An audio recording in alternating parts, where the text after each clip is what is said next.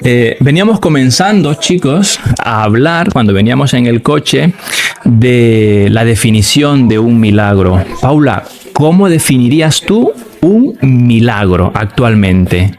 Bien, un milagro es solo aquello que el Señor puede hacer, que está fuera de la capacidad humana. Es aquello que es extraordinario, que es sobrenatural, que, que no entiende de razones, ni de lógicas, ni de nada que esté asociado con lo humano, sino que es algo extraordinario.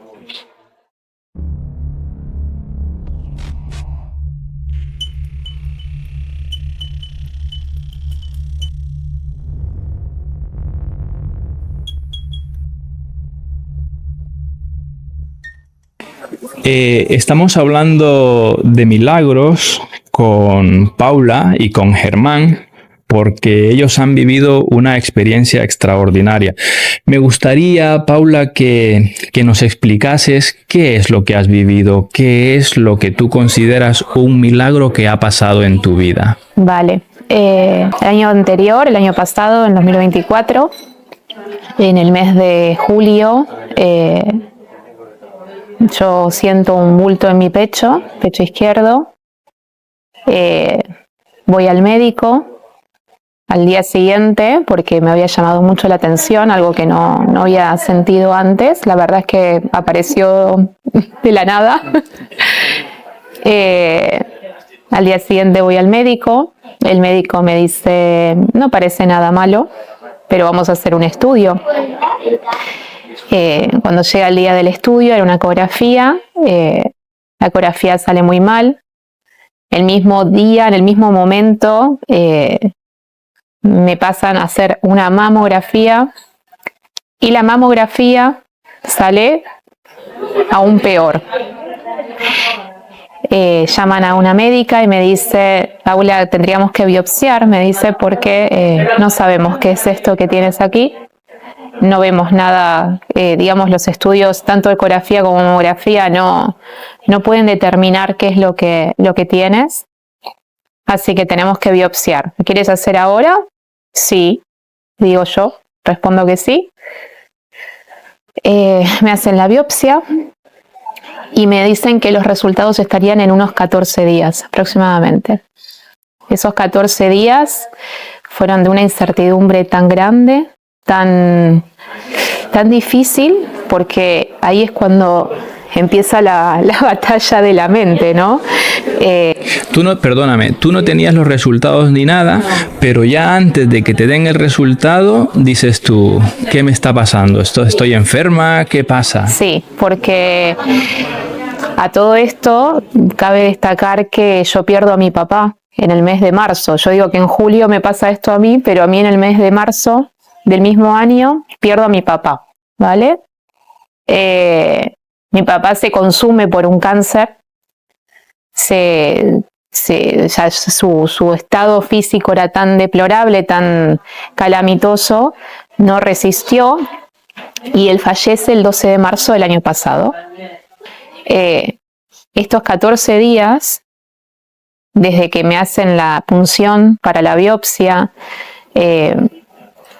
esta espera fue una batalla en mi mente, porque tengo toda la imagen de mi papá en su enfermedad y yo esperando saber la resolución de esto, ¿no? O sea, el resultado. ¿De qué había muerto tu padre? Mi papá muere de cáncer, un cáncer hepático. En realidad ya estaba en un estado avanzado de metástasis en hígado. Termina muriendo por las consecuencias de la metástasis. Vale, permíteme un momento, Paula.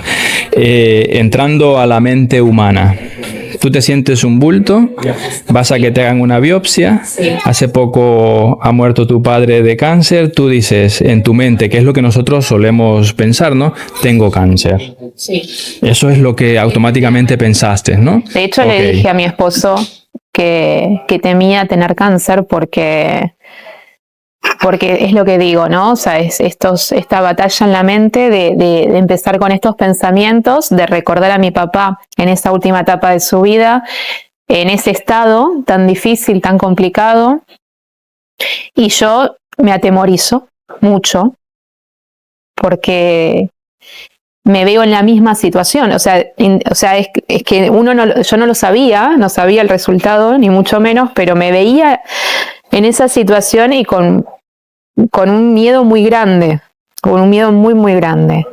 O sea que esos 14 días que tardó el resultado fueron muy difíciles para mí. Y eternos.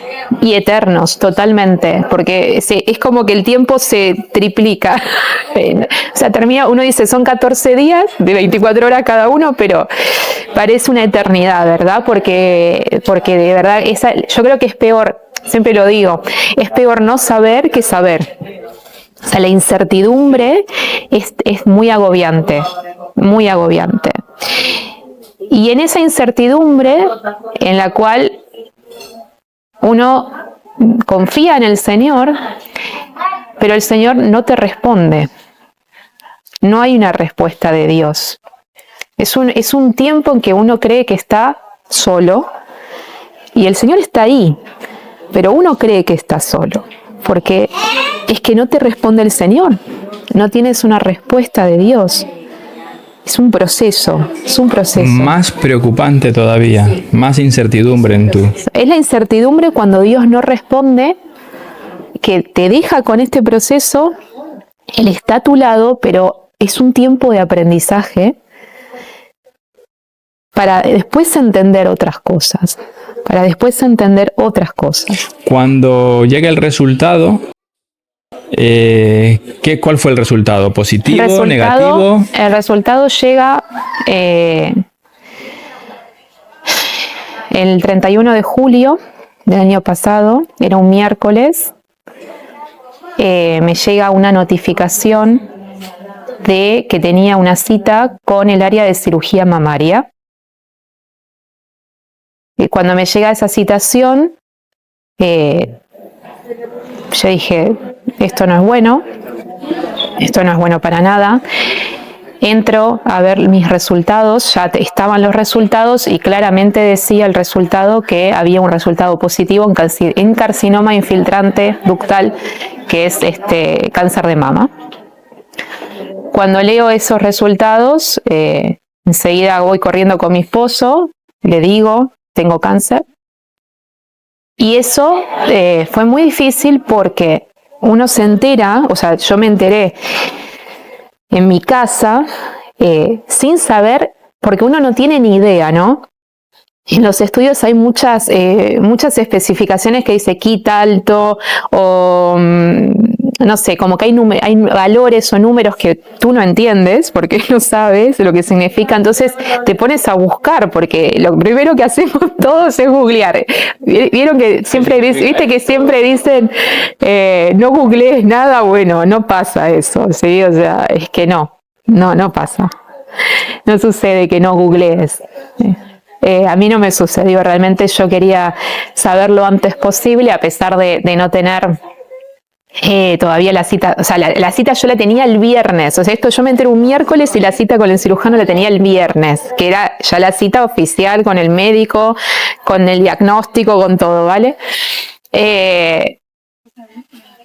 Pues nada, que no me aguanté, realmente yo quise saber, pero claro, todo lo que tú encuentras en realidad no te da te da una idea muy vaga de lo que es realmente lo que te está pasando, porque tú necesitas que venga un profesional y te lo explique, y que te lo explique, porque no lo entiendes, o sea, todo lo que tú puedas ver, y sobre todo relacionado al cáncer, es tan malo, tan negativo, que claro, no te hace bien, realmente no te hace bien. Buscar información sin saber, ¿no? Sin saber realmente lo que estás buscando. En este momento me gustaría introducir a Germán, que es su esposo, que es su marido, y en este ciclo, en este momento de esos 15 días que espera Paula, de incertidumbre, ¿qué es lo que afecta a Germán o cómo intenta Germán ayudar a Paula en ese momento de que no se sabe qué es lo que tiene, si es malo, si no, y cuál es el support de Germán? Primeramente, aferrarme a la esperanza que tenemos en Cristo, sobre todo. Pero sí es difícil, de verdad. O sea, es un momento muy incierto en el que pensás que estás por recibir una noticia que puede ser de muerte, literalmente. Si uno tiene un montón de incertidumbres, y eso va a pasar siempre en la vida, pero también siempre le decía a ella, acuérdate que tenemos una gran certeza, que es la promesa que tenemos en Dios. Y de eso nos aferramos, porque de otra cosa no podemos. La verdad es que de otra cosa no podíamos. Tenemos un supuesto que sí pensamos que era muy probable. Después tenemos un resultado médico que te dice carcinoma y ya lo poco que uno entiende ya se da cuenta de que viene la historia. Y después tenemos la confirmación del cirujano el día de la cita médica, que le dice literalmente, sin mucha vuelta, tenés cáncer de mama. Y claro, recién ahí, ¿no? Nos cae la ficha, como decimos. Recién ahí el impacto de la palabra dicha de la boca de un cirujano, que no es lo mismo que buscarlo en internet, investigar uno por su cuenta, obviamente. Como dice el pronóstico que uno ve en internet, no es certero, o sea, puede uno encontrar cualquier cosa, y de hecho es hasta peor. Muchas veces le decía, trata de no buscar, trata de no investigar tanto por tu cuenta, porque si tenemos un seguimiento particular con un médico que sigue tu caso. Paula, perdón, Germán, o sea, fue un poco repentino, creo yo, porque te mandan a hacer, te hacen la biopsia, ¿no? Pero directamente te citan para el cirujano. Y eso fue un shock para ti, me imagino. O sea, si ya automáticamente me mandan con el cirujano. Eso, porque tú no entiendes por qué un cirujano, ¿no? O sea, es como que no entiendes bien el proceso. Bueno, Te explica él, ¿no? Sí, el día 2 de agosto tenemos la cita con el área de cirugía mamaria, como te comentaba. Vamos juntos a esa cita, esperando lo peor, porque la verdad es que ya con ese estudio, ya con esa información que ya teníamos, sabiendo que íbamos para cirugía mamaria, es que no te esperas una muy buena noticia, la verdad. Pero sobre todo esto de no saber qué tan avanzado estaba esto. Porque que tenía cáncer yo ya lo sabía, pero no sabía en qué punto estaba. O sea, y es que ahí es cuando te das cuenta, los seres humanos tendemos a dar por sentado todo, en el sentido de pensar, o no pensar, ni siquiera pensarlo, darlo por sentado que mañana me voy a despertar, por ejemplo, ¿no? Que voy a abrir mis ojos, que voy a ponerme a trabajar como hago todos los días, que voy a poder caminar, que voy a poder cocinar, que voy a poder comer, que lo que fuera, ¿vale? Y en ese momento que estábamos sentados en ese banco de sala de espera en el hospital, me di cuenta que todo eso podría no ser mañana. Cuando entramos a la consulta, que nos llaman, el médico nos dice lo que decía recién mi esposo, que sin vueltas, y yo se lo agradezco, la verdad, porque creo que todas las personas nos merecemos saber la verdad, ¿sí? Por más que sea dura y difícil, y no que esté disfrazada. Eso la verdad que lo agradezco mucho de mis médicos, que siempre me han dicho la verdad. De su conocimiento, por supuesto, un médico y humano, ¿no? Porque el diagnóstico es médico y humano, ¿vale? El médico me dice que efectivamente tenía cáncer y que estaba en un estadio muy avanzado de la enfermedad. Estaba en la etapa 3. El cáncer tiene 4 estadios. El estadio 4 ya es metástasis, y la metástasis es incurable, es irrefrenable. La metástasis es cuando ya el tumor se expande a otros órganos del cuerpo, o sea, se expande por el torrente sanguíneo o por el torrente linfático, se expande y se empiezan a formar tumores en otros órganos. Eso no tiene cura, tiene una expectativa de vida muy, corta, mediana. Lo que te estaba pasando a ti, el tipo de cáncer que tenías. Yo no llegué a etapa metastásica, yo estaba en etapa 3, estaba a un paso de la metástasis. Mi cáncer, lo que pasa es que, claro, esto que yo contaba, que yo de la nada me sentí un bulto en el pecho, es porque el tipo de cáncer que yo tenía era tan agresivo, que se reproducía tan rápido. O sea, las células cancerígenas que yo tenía formaban tumores de una forma muy rápida, muy rápida. O sea, esto de lo que yo decía recién, de los valores que uno ve en los estudios, en los análisis, hay muchos números y demás. Yo tenía para explicarlo, para que se entienda, un índice de multiplicación extremadamente alto de células cancerígenas. Que esto dice que te lleva a otros órganos, ¿no? Se te va reproduciendo en varios órganos de tu cuerpo. Que los tumores crecen tan rápido que tienden a extenderse a los ganglios linfáticos. Pues lo que suele hacer el cáncer de mama es esto: el tumor, las células cancerígenas se ramifican como si fueran una planta, empiezan a echar raíces, y esas raíces empiezan a llegar al torrente sanguíneo, o sea, llegan a los ganglios primero, afectan ganglios, y los ganglios son los que después hacen que esas mismas células cancerígenas empiecen a viajar por el torrente sanguíneo o el torrente linfático. Y ahí es donde se empiezan a asentar en otros órganos, donde siguen haciendo tumores y empiezan a reemplazar las células buenas por las cancerígenas. Y es donde empiezan a fallar los órganos, justamente. Estáis en la cita con el médico, ¿no? Ahora, ¿no? Que los mandan directamente a cirugía. ¿En ese momento te dan fecha? ¿Te operan? ¿Qué ha pasado ahí? No, para nada. Ahí empieza la lucha. Primero, aceptar la palabra, ¿no? Lo que decía recién mi esposo. La palabra cáncer es un shock muy grande, porque automáticamente asocias cáncer igual muerte. A la muerte. Es que automáticamente, no hay manera de no asociarlo. Mi diagnóstico era muy malo. Muy malo. Si bien estaba en una etapa 3, no en una etapa 4, una etapa 3, o sea, al borde de una metástasis, yo tenía un tumor de unos 5 centímetros, era aproximadamente, ¿no? ¿Era grande? Era muy grande. El doctor, el cirujano, ¿por qué cirujano? Porque es un cirujano oncológico.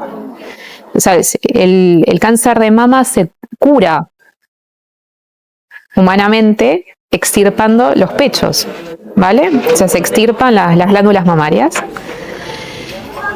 para evitar que, justamente para evitar que se extirpan las glándulas mamarias, se extirpan los ganglios. Y para que se transmita, ¿no? Que se transmita por el resto del cuerpo. Cortar, digamos, de raíz la enfermedad, digamos, de alguna manera. Pero claro, esto es una mutilación. Sí. Pues nada, que el cirujano me había dicho que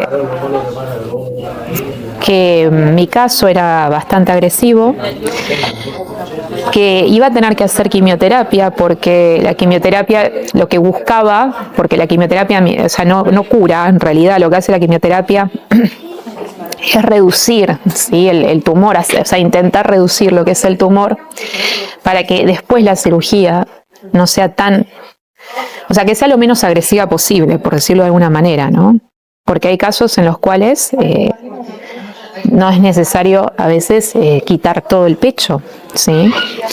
Bueno, en mi caso iba todo para lo peor, en realidad ya. Mi caso era para extirpar todo, pero bueno, estaba ya como candidata para quimioterapia. Me derivan con oncología, con mi oncólogo de cabecera. Pero antes de todo esto, me dicen, o sea, el diagnóstico más fuerte, creo yo, aparte del cáncer, es decirme: Paula, vas a quedar estéril, porque la quimioterapia es un veneno, o sea, es la realidad. Vale, espera un momento. Me gustaría que enfaticemos aquí en este contexto de toda la tragedia, vamos a decirlo de esta manera. Vosotros sois matrimonio joven. Sí. Bueno. Que no tenéis hijos. No tenemos hijos.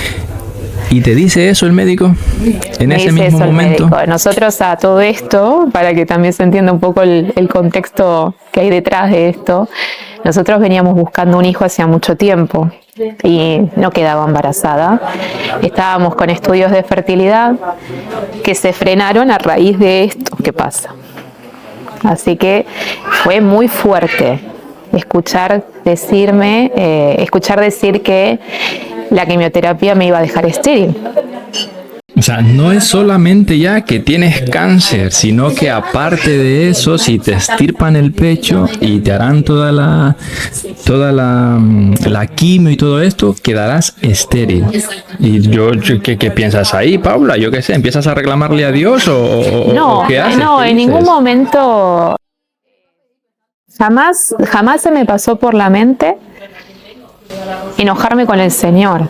Nunca, de verdad que nunca. Eso es un milagro. Podemos hablar de algo que de verdad que creo yo que eso es lo que el Señor también, y a eso después voy a hablar. Nunca yo responsabilicé, digamos, o culpé o me enojé con el Señor. No, de ninguna manera. Sí, obviamente fue un impacto tan fuerte, tan grande. Era mucha información. Es como que te tiran una bomba, ¿no? Como que te tiran una bomba y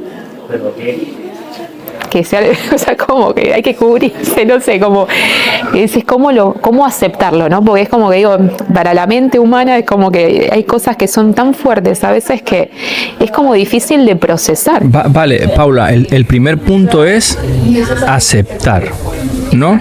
¿Cómo llegas tú a aceptar esa condición por la que en este momento estás pasando? ¿Qué es lo que te da la fuerza o en qué piensas para aceptar esa terrible realidad, digamos? Cuando salimos del consultorio médico, me acuerdo que me puse a llorar. No era para menos, muy Paula. amargamente. Y mi marido me dice, nos abrazamos, oramos, y me dice mi marido, de esto vamos a salir los tres juntos. Nosotros dos y el Señor. Yo no sabía lo que nos esperaba, porque la verdad es que cuando a ti te dicen vas a quedar estéril o tienes que hacer quimioterapia o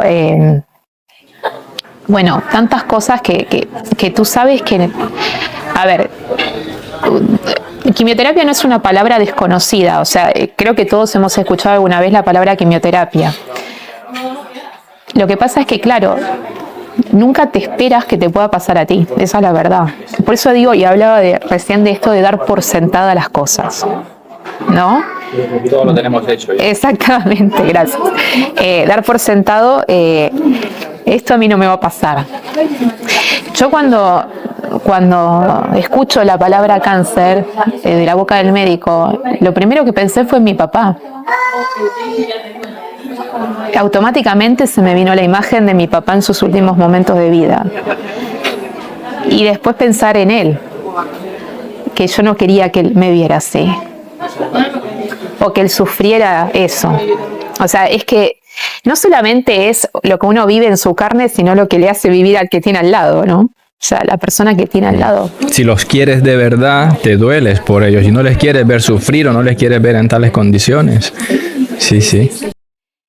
Así que cuando salimos de la consulta del médico, que el médico ya me dice, bueno, me deriva con oncología, me deriva con fertilidad también, porque claro, como me habían dicho que iba a quedar estéril, y nosotros no tenemos hijos, y estábamos en ese proceso, justamente la idea inicial fue preservar mi fertilidad lo máximo posible. ¿De qué manera? Bueno, congelando óvulos, ¿sí?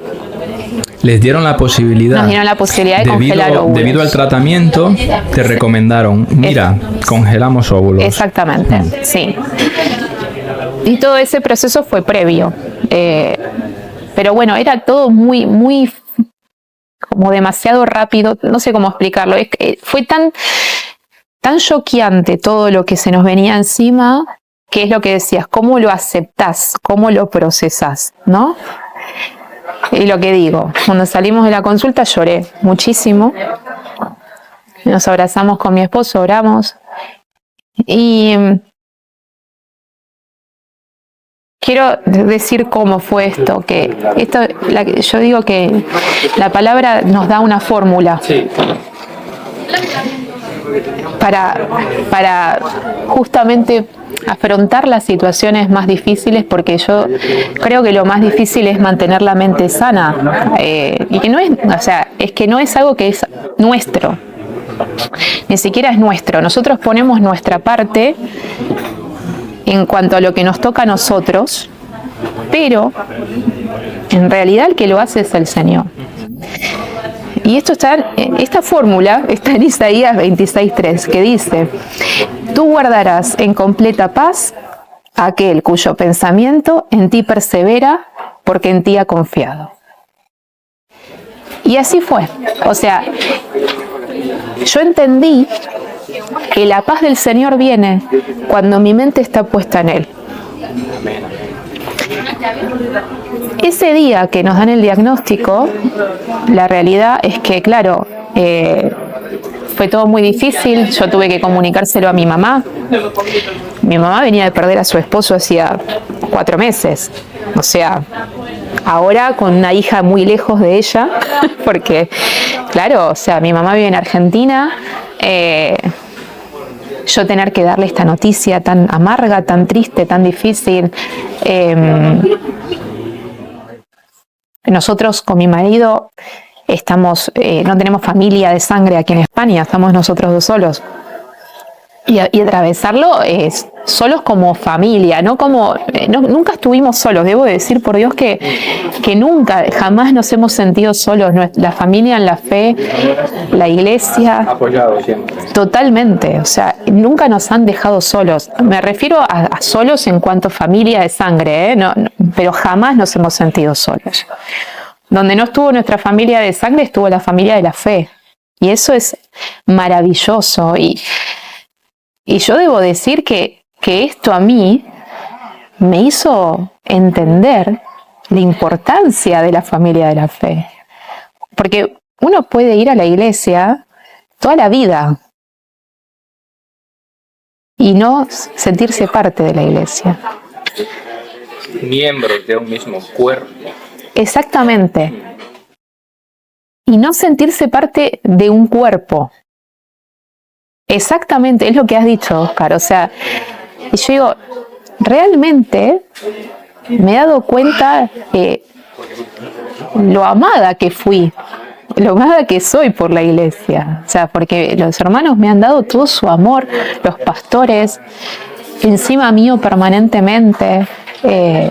No para atosigarme, al contrario, para apoyarme, para estar ahí, para estar al lado de mi esposo. O sea, fue precioso ese tiempo, en el tiempo más difícil de nuestras vidas. O sea, la prueba más difícil que hemos pasado como matrimonio y a nivel personal y en la salud. O sea, fue tremendo. Yo puedo decir que yo lo he vivido en la carne, pero él, o sea, ¿cómo lo has vivido tú? O sea, yo lo viví en donde más me duele, que es en lo que le pasa a ella. La verdad que es algo que entendemos los que estamos casados, que cuando tu cónyuge está mal, te afecta directamente. No somos ajenos, ni a ningún tipo de dolor ajeno, pero mucho menos al dolor de tu esposa, ¿no? Donde ves ella sufriendo, apagarse, en cama, debilitada, perdiendo el cabello, sin comer, sí que te afecta un montón. Por supuesto, nosotros siempre nos aferramos al Señor, pero igualmente no quiere decir que seamos intocables. ¿Algún pensamiento, Germán, que se te haya pasado por malo, digo, malo, porque a veces uno reprocha a Dios, quiere tirar la toalla, dices, ¿para qué me esfuerzo tanto? ¿Para qué sirvo en el ministerio? ¿Para qué me casé? ¿Para qué estoy haciendo tratamiento para salir embarazados? No, contextualizo lo que la mayoría de la gente puede pensar o se le puede pasar por la mente. ¿Qué es lo que le ocurre a Germán? Sí se te cruzan pensamientos de todo tipo, porque es la realidad. Uno, ante una situación inminente tan drástica como es una noticia de un cáncer, toma conciencia de la fragilidad de la vida, por ejemplo, ¿no? Y esto es una de las cosas que se nos cruzó por la... Yo quiero que repitas lo que acabas de decir ahora.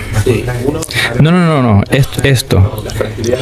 Uno toma conciencia de la fragilidad de la vida. Sí. Hay un texto en la palabra que dice: enséñame, oh Dios, a entender lo pasajero de la vida para que pueda vivir con sabiduría, ¿no? Y es eso, ¿no? Que uno tiene que entender que la vida es muy fugaz. No solo por estas cosas, no cuando te encontrás tan de cara con un diagnóstico fatal o no, ¿sí? Pero sí tenemos que entender que somos muy frágiles, que un insecto, una bacteria, cualquier cosa puede acabar con tu vida. Por eso estamos en manos del Señor. Ese es nuestro consuelo, estamos en sus manos. Nunca, la verdad, que a pesar de los pensamientos de que, bueno, esto es lo que te digo, ¿no? De que la vida se puede acabar, que es la realidad. O sea, uno piensa que puede llegar a enviudar. Lo hablé con ella, obviamente, le dije, le digo, yo quiero que si a mí me pasa algo, que nunca te alejes del Señor por nada del mundo, por nada.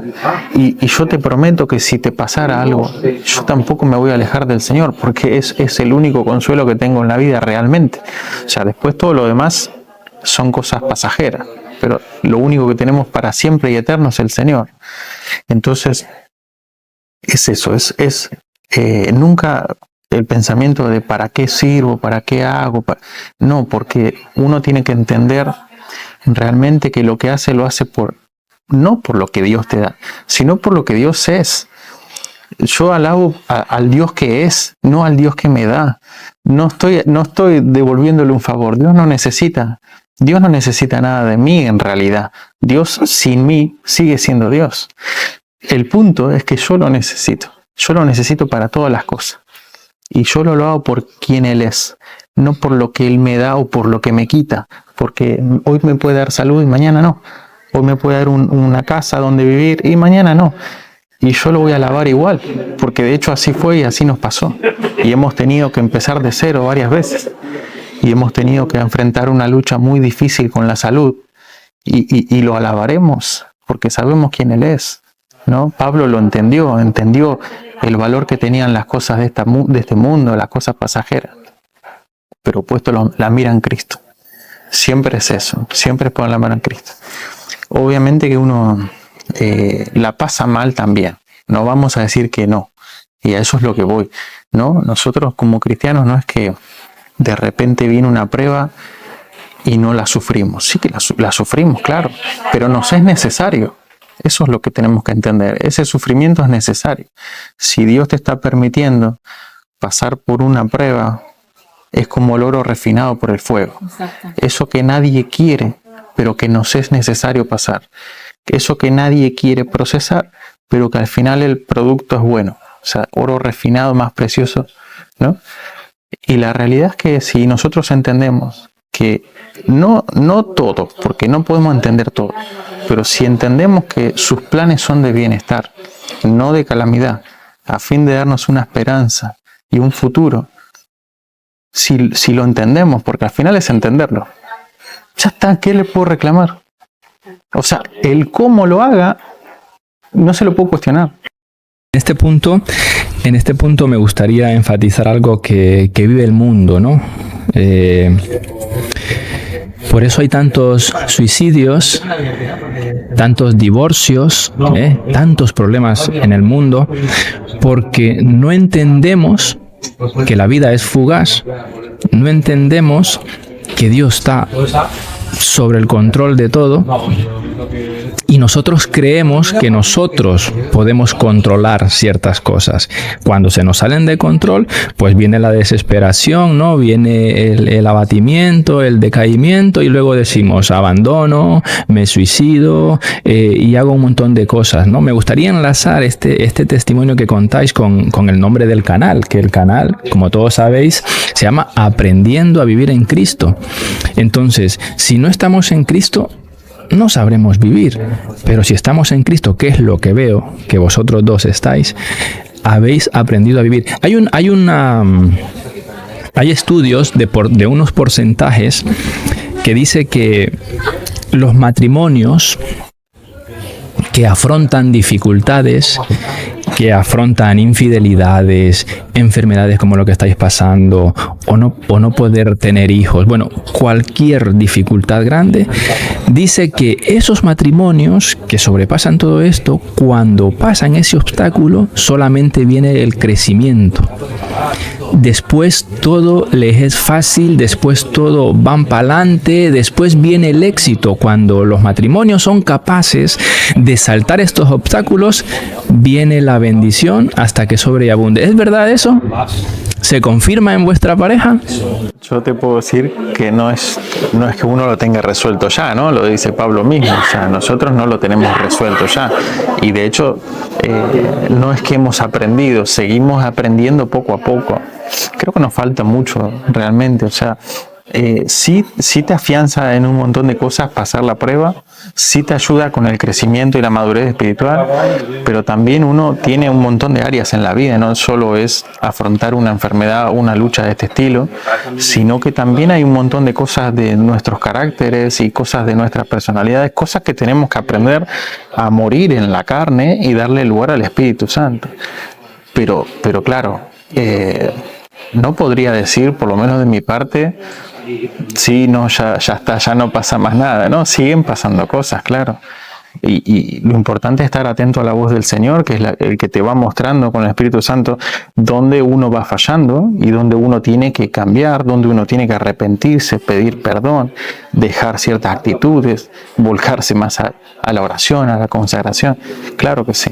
Sí, seguimos en el proceso. Amén.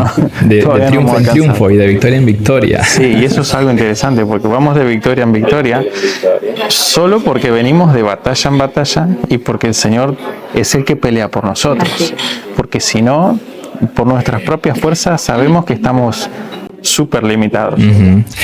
Amén. Bueno, estamos conversando con Germán y con Paula y en este punto me gustaría que nos hagan ver dónde está el milagro de esa sanidad del cáncer, que Paula nos explique y me diga, Óscar, el milagro que yo veo de Dios en mi enfermedad y en mi vida es este. Amén. Bueno, puedo decir que después de ese día tan tremendo en el que tenemos este diagnóstico, que le cuento a mi madre de la situación, a mi hermana.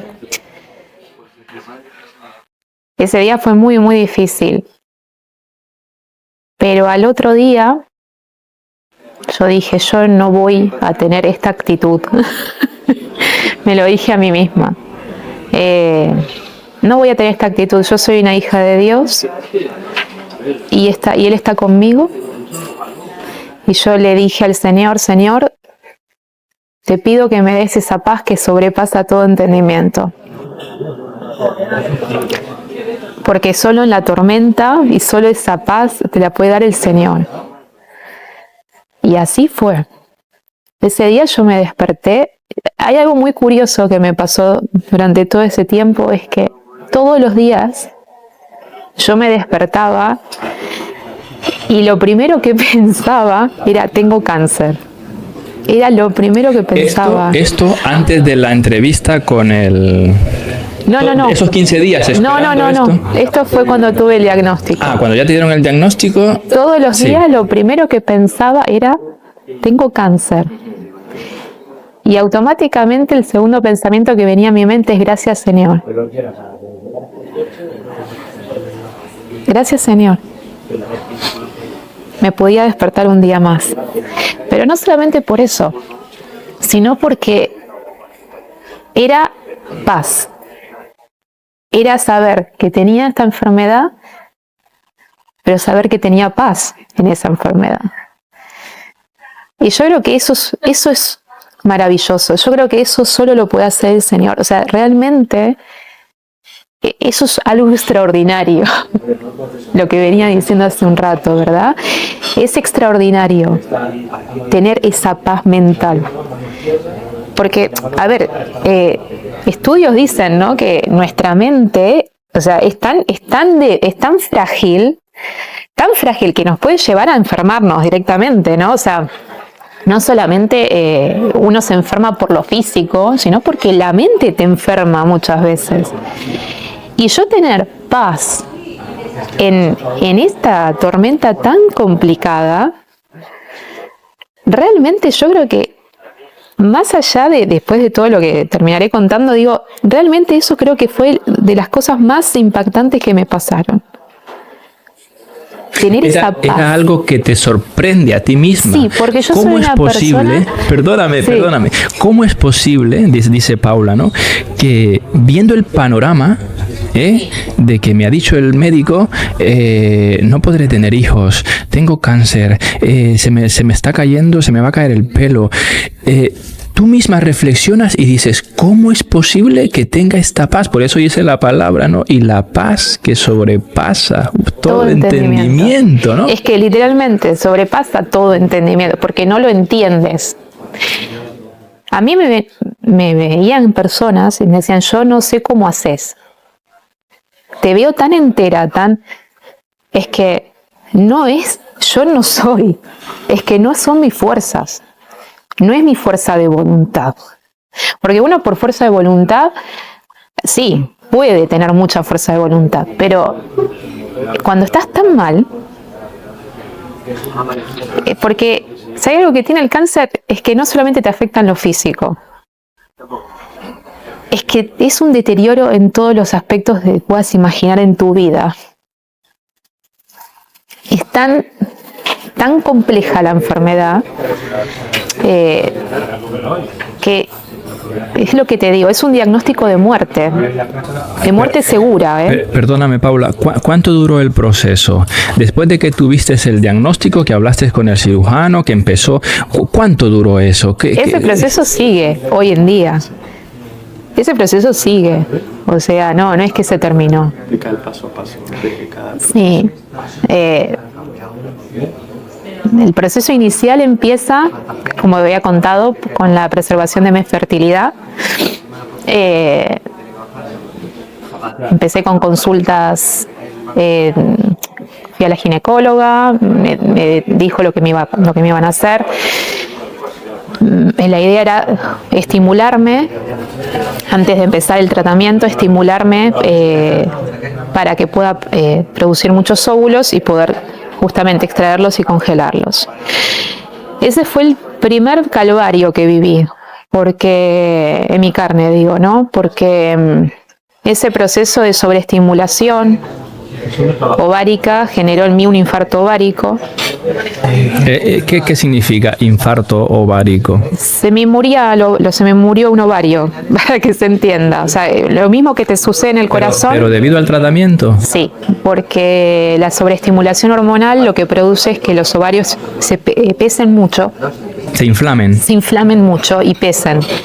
Imagínate que el proceso normal y natural de una mujer es ovular un óvulo al mes, de un solo ovario. O sea, tenemos dos las mujeres, de un solo ovario, un óvulo al mes.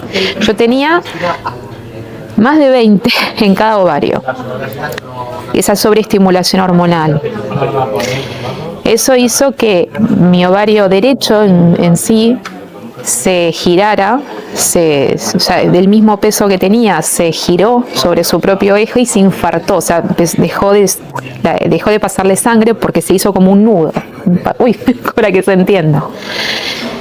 Eso fue terrible porque fue un dolor agonizante. sentía que tenía el cuerpo partido al medio, como si fuera un dolor de parto. Digo, yo no he sido madre, pero digo, realmente fue un dolor agónico, que sentía que me moría literalmente. Fuimos de emergencia al hospital. Esto fue antes de poder extraer los óvulos, no fue en el proceso de la hormona, de la estimulación ovárica. Previo a la quimioterapia. Claro. Esto fue todo previo.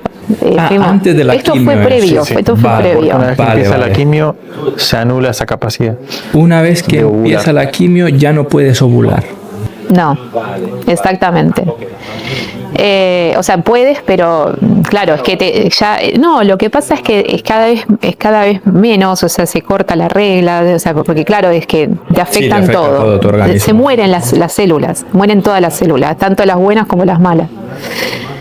Entonces, esto que te digo, que este proceso de hormonarme para poder producir óvulos, me genera esto. Vamos de urgencia al hospital, no me acuerdo qué día fue, pero como a las 11 y pico de la noche yo ya estaba que me moría, literalmente me moría. Y me operan de urgencia, me hacen una operación de urgencia. Mi ovario tenía entre 2 y 4 vueltas, tenía sobre su propio eje. Gracias al Señor lograron salvarlo, estaba ya en punto necrótico, ya... Sí, ya pudriéndose, digamos, sí. Porque no le llegaba la sangre, obviamente. Exactamente, son tantas horas que deja de pasar sangre que ya llega un momento que, claro, que se muere el órgano. Es como lo mismo que pasa en el corazón, o sea, que muere una parte del corazón cuando uno tiene un infarto cerebral, es lo mismo, o sea, deja de irrigarse sangre a una parte del órgano y se muere. Bueno, eso ya te digo que es indescriptible el dolor, es indescriptible. Pero pasó. Me acuerdo que, bueno, me operan, me logran salvar el ovario, pero ya había quedado con secuelas feas porque tenía que cuidarme muchísimo de no levantar peso, de no agacharme mucho, ya empecé con un deterioro físico ya en ese momento, antes de empezar todo el tratamiento. Me operan y a los 2 días me tenían que hacer la extracción de ovocitos. O sea que fue otra intervención a los 2 días después de haberme operado. Me logran sacar 9 ovocitos del ovario izquierdo, eso se congeló. Gracias a Dios se pudo congelar eso, pero todo lo otro lo perdí. O sea, todo lo demás lo perdí, no lo pudieron sacar, obviamente no me querían ni tocar del otro lado porque estaba súper sensible. Si bien logran distorsionar el ovario, o sea, lo logran distorsionar, yo estaba muy pesado, que es lo que digo. Y a la semana vuelvo a tener otra torsión. ¿En el mismo ovario? También, otra vez en el hospital, con un montón de estudios, en fin. Todo esto pasó, para que contextualicemos, Paula, desde el momento que te haces que te palpas, ¿no? Que te vas para hacer la biopsia, hasta ahora, la segunda vez que se gira, ¿cuánto tiempo ha transcurrido? ¿1 mes? 2 meses? No, 3 semanas. ¿En 3 semanas pasó todo esto? 2 semanas, sí, en 3 semanas. O sea, perdón. Mi vida patas arriba. No, fue un poquito más, porque como te digo, fue en julio que yo me palpo el bulto. Pasaron 14 días de la biopsia y desde el día 2 de agosto, que no me lo voy a olvidar nunca en mi vida, 2 de agosto de 2024, que tengo el diagnóstico del médico, a esto que te estoy contando ahora, habrán pasado como mucho 3 semanas. O sea, en el mes de agosto. La segunda vez que te torció, ¿lo arreglan? ¿Lo salvan? Porque se distorsiona solo, gracias a Dios. O sea, es como que se giró y volvió a su sitio, pero yo estaba como en una cajita de cristal, o sea, no me podía mover, nada, porque, claro, estaba muy delicada, que ahí fue la lucha de mi esposo, porque yo soy un poco inquieta.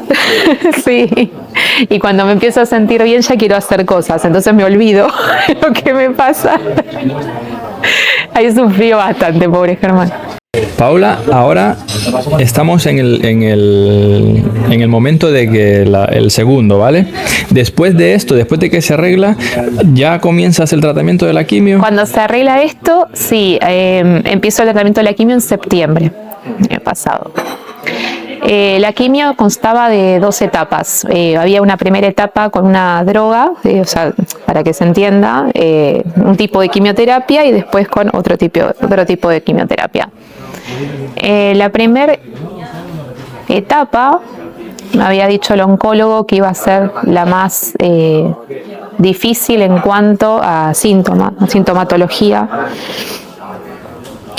Y aparte en secuelas permanentes, porque si hay algo que tiene la quimioterapia es que puede dejar secuelas permanentes en la persona. La quimioterapia afecta a los nervios de todo el cuerpo, te puede generar hormigueos en las manos, en las piernas, o con neuralgias en los dedos, en los pies, o sea, en los huesos. Me había hablado el oncólogo era muy probable que no pudiera caminar con normalidad por los dolores de las piernas, trombosis, bueno,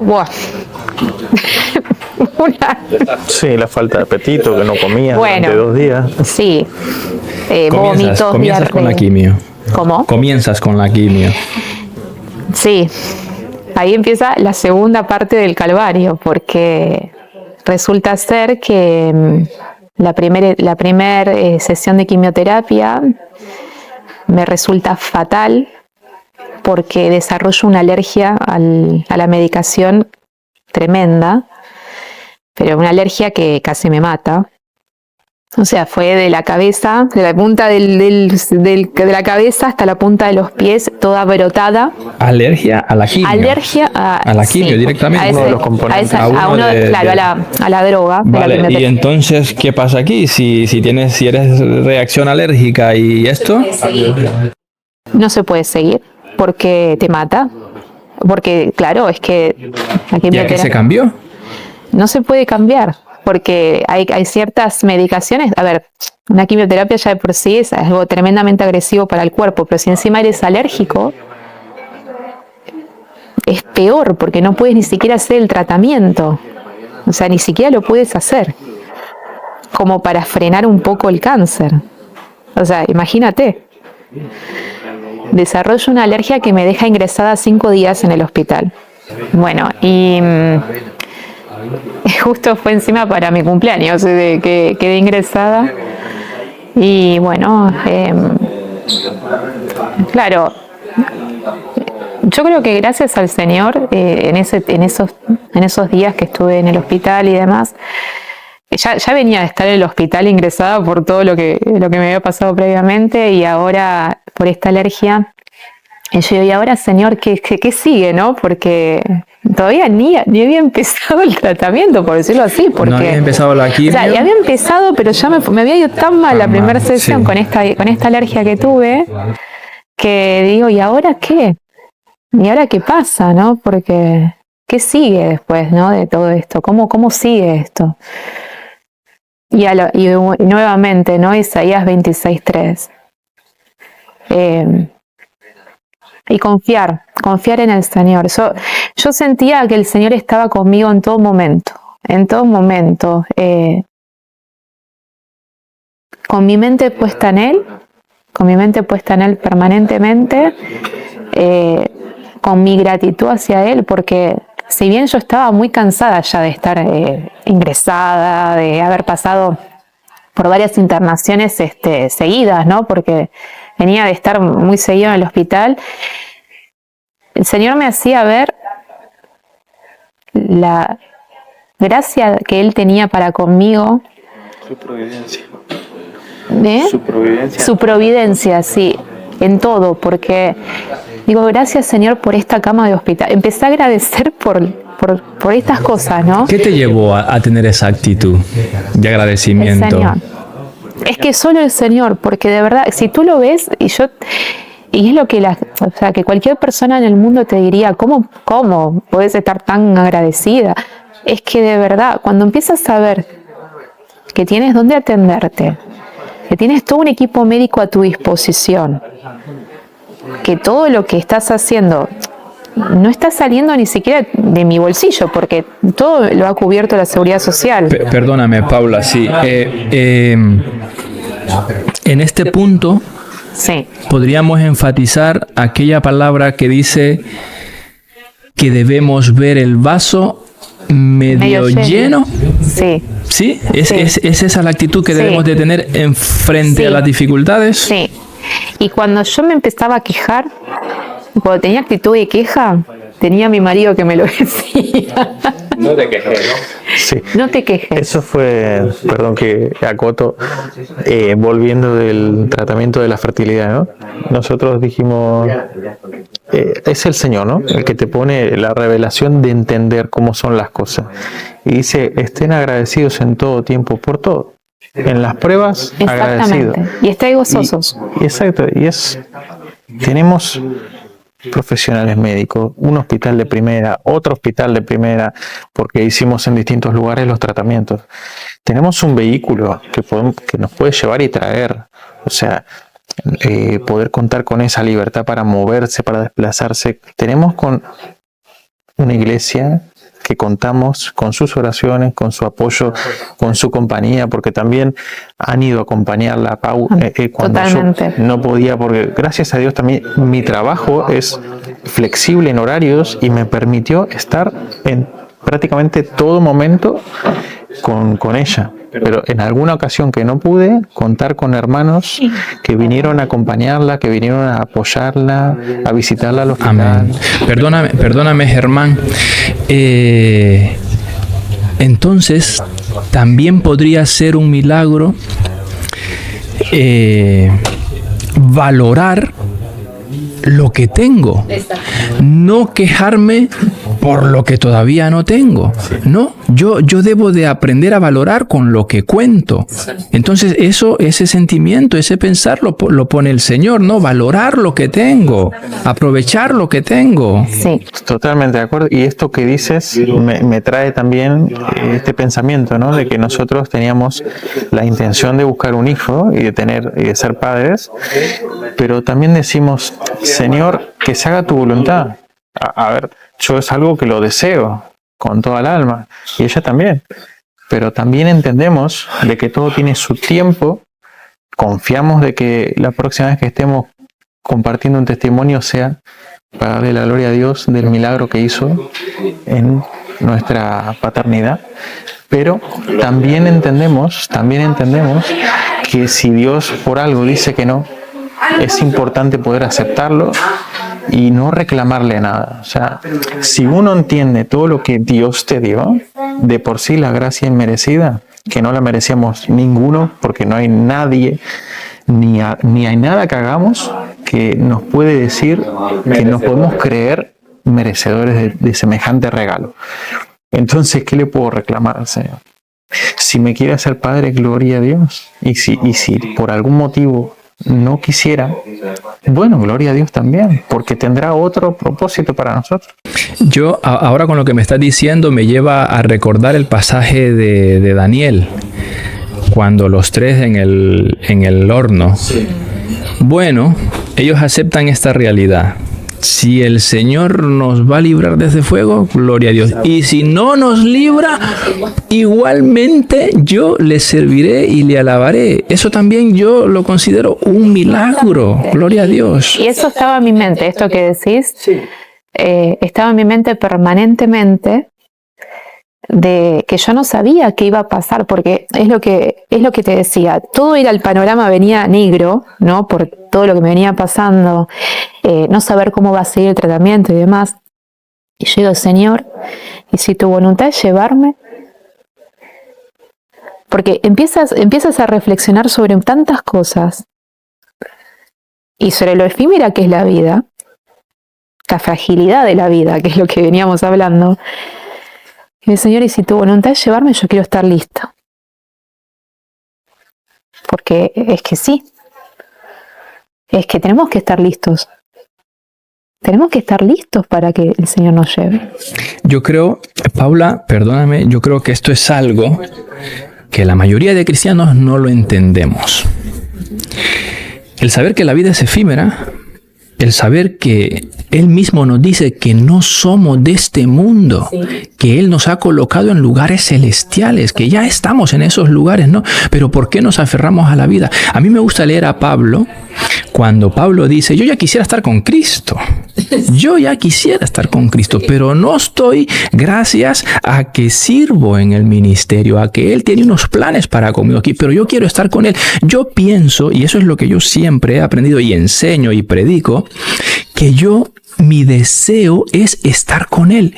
Cuando pasa a segundo plano mi salud, mi familia, mi estabilidad financiera y todo lo que conlleva terrenalmente, cuando pasa a segundo plano, luego eso se da y lo agradeces por lo que tienes, pero tu mirada está en el reino de los cielos. Sí, sí, totalmente. Igualmente, como decía Pablo también, ¿no? Nosotros estamos aquí por cumplir su voluntad, porque todos tenemos un propósito en común, que es llevar el evangelio y hacer discípulos, pero también cada uno tiene su propósito particular, que solo descubrimos en el Señor, para que Dios nos quiere usar particularmente y como iglesia.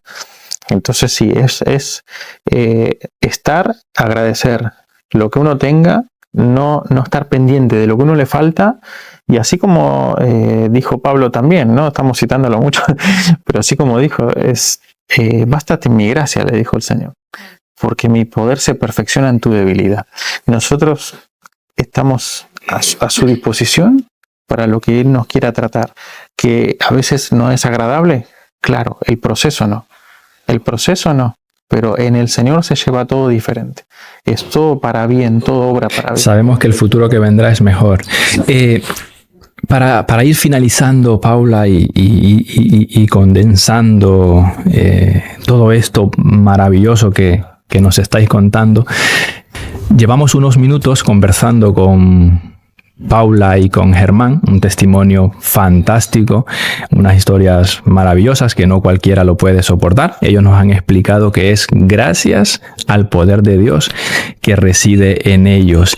En esta etapa final de la conversación, Paula, me gustaría que sintetizáramos la enfermedad, la prueba, la fe, la perseverancia, el milagro de Dios en tu vida. Vale, después de todo esto que me pasa, no puedo terminar, la verdad no puedo empezar correctamente el tratamiento, pero pasamos a una segunda etapa en la cual, claro, se hace lo que se puede, básicamente, que pasar a la segunda etapa que no estaba planificada, tan rápido, ¿no? Porque no... Pero bueno, ese tratamiento lo resisto mejor, digamos. Mejor en cuanto a que, bueno, no me produce una alergia que casi me mata, pero la realidad es que me fui apagando mucho. Yo le daba la gloria al Señor por todo igual, porque gracias a Dios pude continuar en el ministerio de alabanza. Cuando podía y tenía fuerzas para hacerlo, estaba, y eso a mí me llenaba poder estar sirviéndole al Señor aún, a pesar de todo. Y una de las cosas que quiero compartir es que cuando yo tuve este diagnóstico, lo primero que hice fue ponerme a orar por las personas que el Señor iba a poner en mi camino. Porque yo sabía que esto tenía un propósito. No sabía cuál, primeramente para mí, pero yo no sabía qué podía llegar a ser esta enfermedad en otras personas a través de mi testimonio. Y hoy estoy de alguna manera cosechando esto, porque mucha gente se me ha acercado y me ha dicho que a través de mi testimonio muchas personas han empezado a creer en el Señor. Una hermana de la iglesia se me acercó el otro día y me dijo, mi hija tuvo un diagnóstico también, tenía un tumor, ella estaba apartada del Señor, le compartí tu testimonio y ella se acercó al Señor. O sea, es que son cosas maravillosas las que el Señor hace. Y yo le doy la gloria a Dios. Le doy la gloria a Dios por todo. ¿Cómo no le daremos la gloria al Señor? es que es hermoso que el Señor nos use de esa manera. Claro, duele, es difícil, es un proceso complicado. Cuando termino toda la quimioterapia, ya en un estado muy, muy difícil de mi enfermedad yo y del tratamiento, porque el tratamiento te apaga por completo, o sea, no tienes fuerza ni para mover un dedo. Adelgacé muchísimo, me recuperé un poco, pero claro, es que te empiezas a ver tan deteriorado, y en mi caso puedo decir que yo hice un duelo emocional en el sentido, yo ya esperaba que me extirparan los 2 pechos, que hasta me habían dicho que por ahí me tendrían que extirpar los ovarios también, porque yo tengo aparte un factor genético, o sea, mi cáncer también viene a raíz de un factor genético. Entonces, claro, todo lo que te puedan decir, y que son muchas cosas para procesar, y vuelvo a decir, mi mente puesta en el Señor es lo que me hizo a mí soportar y tener la mente en paz y tranquila, solo por su gloria y por su gracia. Ahora, esto no quiere decir que uno no sufra, claro que sí. Sí se sufre mucho. En lo físico, en lo emocional, este duelo que digo, yo me miraba al espejo y no me reconocía. No me reconocía. Porque, claro, cuando pierdes todo el cabello, pierdes las cejas, las pestañas, el vello de todo el cuerpo, lo pierdes completamente, hasta el vello de la nariz. Los pelitos que tenemos dentro de la nariz se pierden, todo. Yo me enfermaba mucho porque el aire entra muy frío al cuerpo, los pelitos de la nariz lo calientan. A mí me entraba el aire frío y me enfermaba. Tuve neumonía, bueno, muchas cosas dentro de este proceso del cáncer y muchas otras cosas asociadas a eso. Y ¿te acuerdas que yo te decía que lo primero que pensé cuando me hicieron la biopsia es que me venía la imagen de mi papá? Te puedo asegurar, Oscar, que después de enterarme que tenía cáncer, Dios preservó mi mente y no me hacía acordarme de eso. No me hacía acordarme de eso. Y otra de las cosas que aprendí es que el gozo del Señor se experimenta en la dificultad. El verdadero gozo de Dios. Que el gozo no es estar feliz. No es estar contento. El gozo es la plenitud de saber que el Señor está contigo en toda circunstancia y que Él todo lo llena. Todo. Todo. Aún sabiendo que el día de mañana podemos no estar. Y en un momento para otro podemos no estar. Y es lo que te diga, yo quería estar lista. Quiero estar lista para irme con el Señor cuando Él lo disponga. Y creo que eso es lo más importante que aprendí en todo este proceso, es eso. Que nos olvidamos, sí, porque las personas nos olvidamos cuando yo me recupero, porque gloria al Señor, y esto es la última parte ya de lo que quiero compartir. Cuando finalizo el tratamiento, me vuelven a hacer los estudios y no había nada. A pesar de que yo no había podido hacer el tratamiento como tenía que haberlo hecho ni nada, porque mi caso fue totalmente, no sé, atípico, sí, porque claro, todo lo que me pasó en el medio, que fueron dificultades, que fueron tropiezos para un tratamiento médico. No había nada. ¿Esto qué quiere decir? ¿El bultito se desapareció? Se desapareció completamente. ¿Y era un bulto grande que me dijiste? Medía más de 5 centímetros. Era muy grande, ocupaba todo el pecho. ¿Era más grande que ese micro que llevas colgado, como este micro, como ese micro. más o menos como este micro. Después de 2 meses, 3 meses. No, vamos a decir hasta noviembre, sí. O sea, no, sí, está bien. Sí, 3 meses. ¿Te hicieron otra vez un análisis? Me hicieron ecografía, me hicieron de todo, porque cuando ya tenía que ir a cirugía, porque igual a cirugía tienes que ir sí o sí. No había nada. Y mira lo que me ha pasado, que la última ecografía que me hacen, me la hace la misma médica que me había hecho la primera ecografía cuando me veían todo mal.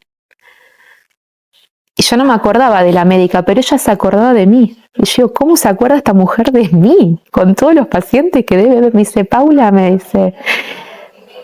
Y esto fue lo maravilloso también del Señor.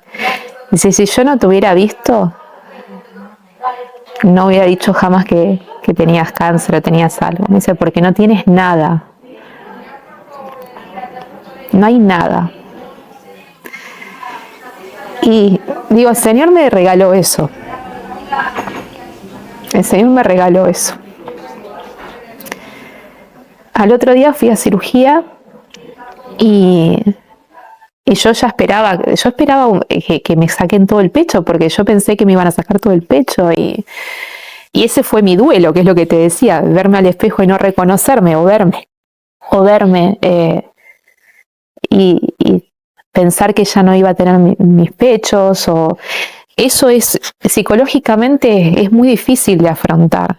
Es difícil porque es parte de tu cuerpo y tenerlos mutilado es muy difícil de pensar que vas a pasar por eso, aunque yo ya lo había aceptado.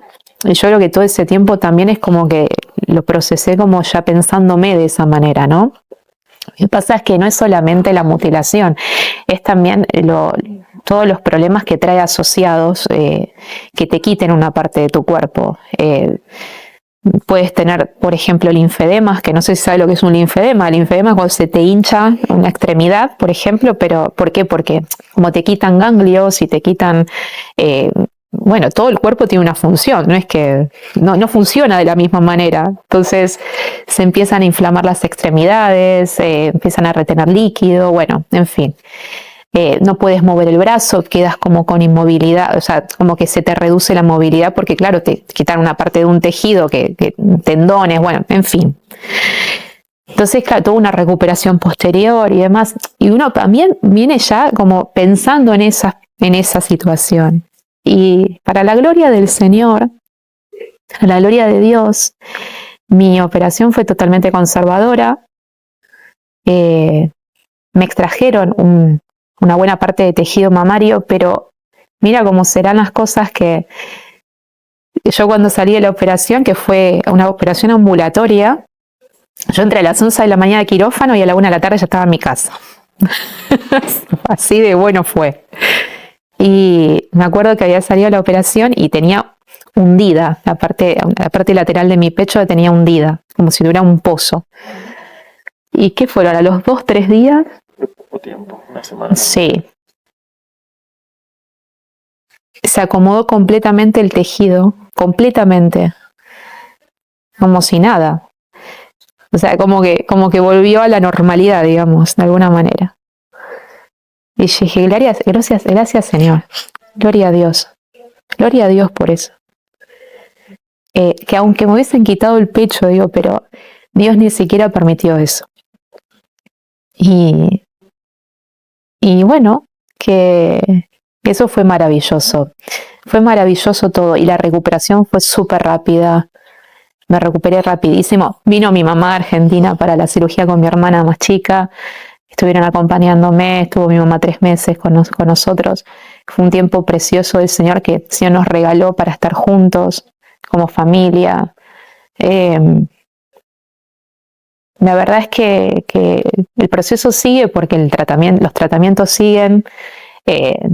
Oncológicamente un alta no te la pueden dar hasta después de 10 años, esa es la verdad, porque las tasas de reincidencia son muy altas. Yo estoy en tratamiento oncológico actualmente. y sigo con quimioterapia coadyuvante, se llama, que es una quimioterapia que no tiene efectos, es muy invasiva, pero no tiene efectos, ¿cómo decirlo? No tiene sintomatología, ¿vale? O sea, va todo por dentro, pero yo no siento nada realmente. Ni tampoco hay caída de cabello ya. No. De hecho, recuperé, gracias a Dios, todas las cejas, Estás las preciosa, pestañas. estás guapa. Está contento el Germán, seguro. Verla bien me alegra, obviamente. Es que yo de verdad que decía, Señor, ¿me volveré a sentir bien algún día? Yo se lo he llegado a preguntar al Señor, porque fue tan difícil el proceso, tan debilitante. Fue muy difícil, o sea, no me sentía bien nunca. Pero hoy me siento súper bien. Así que el Señor es bueno. Algo también que uno aprende, ¿no? Cuando está en esa enfermedad, esa fragilidad, que también me ha tocado pasar y la entiendo, al punto de no poder levantar una copa, un vaso, una taza. Y de repente tener que aprender a parar por completo. Eso fue algo que realmente le costó. Me costó muchísimo. Y le digo, déjate atender, ¿no? Aprender a ser paciente en el sentido de no hacer nada, descansar. Y eso es una lucha interna también que uno puede llegar a tener. Pero el Señor nos permite pasar por todas estas situaciones para aprender de cada una de ellas. Te comparto un versículo más para redondear.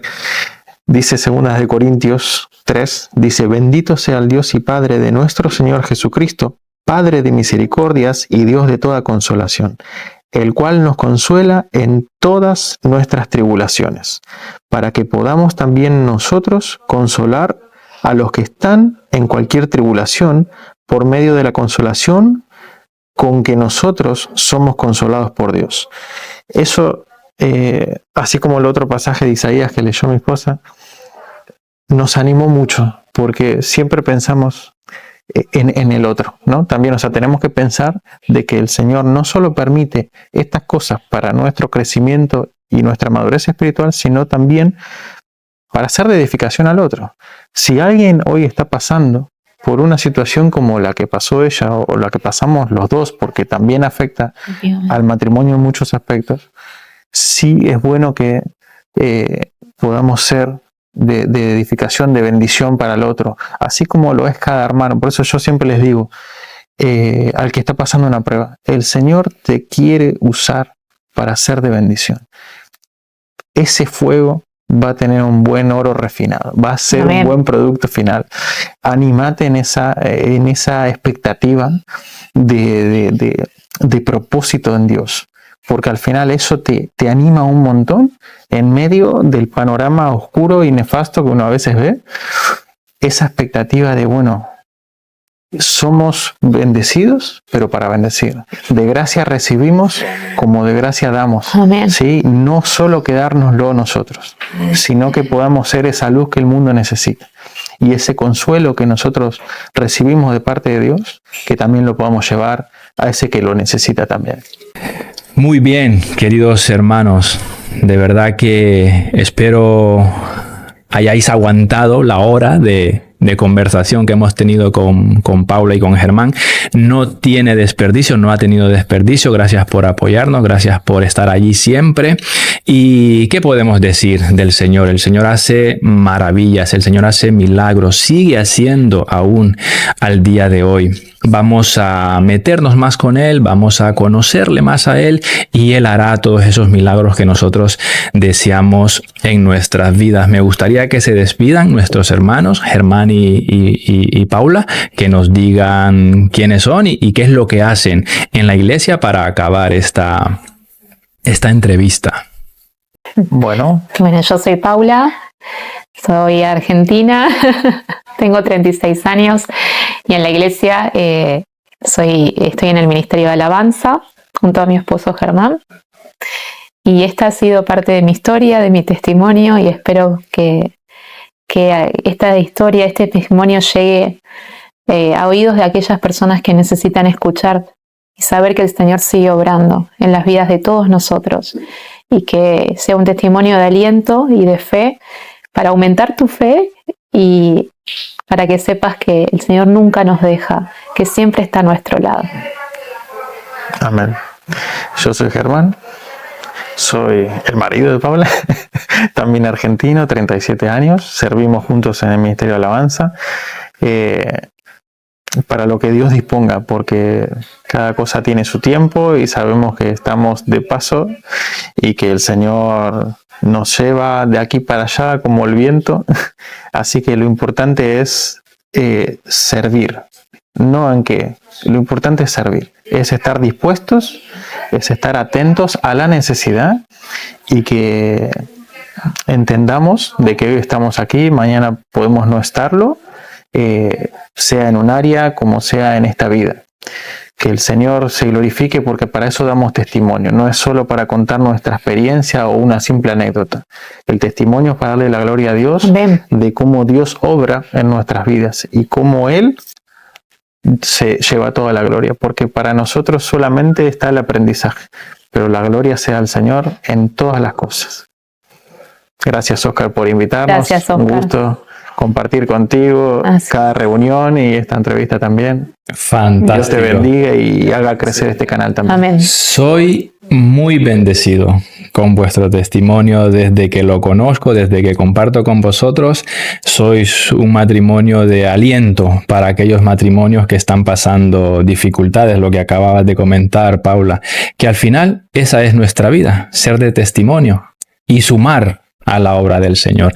Esto ha sido, queridos hermanos, aprendiendo a vivir en Cristo. Que Dios les bendiga.